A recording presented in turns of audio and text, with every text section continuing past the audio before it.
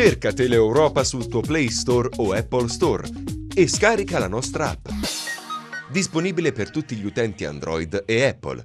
Ti aspettiamo. La cronaca, adesso il tempestivo intervento dei Carabinieri di Rendi ha salvato la vita ad una giovane donna di Rosa nel Cosentino. La donna è stata minacciata di morte dall'ex compagno.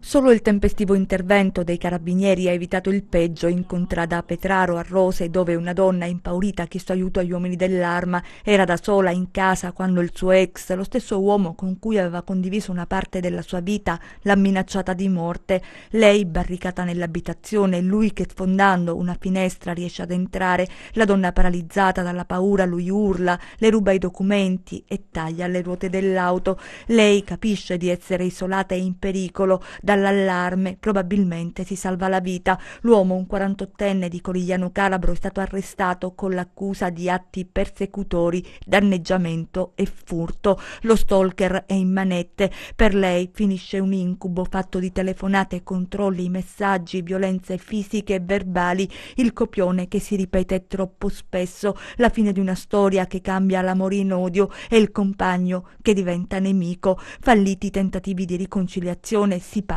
alle maniere forti, i segnali uguali in tutti i casi, a volte sottovalutati, altre volte non denunciati per timore o vergogna, le situazioni che degenerano fino a quando non si ha più scampo. Questa volta i militari di Rose e Montalto Fugo hanno evitato il peggio. L'invito delle forze dell'ordine e dei centri antiviolenza è sempre lo stesso e vale per tutte le donne. Denunciate prima che sia troppo tardi.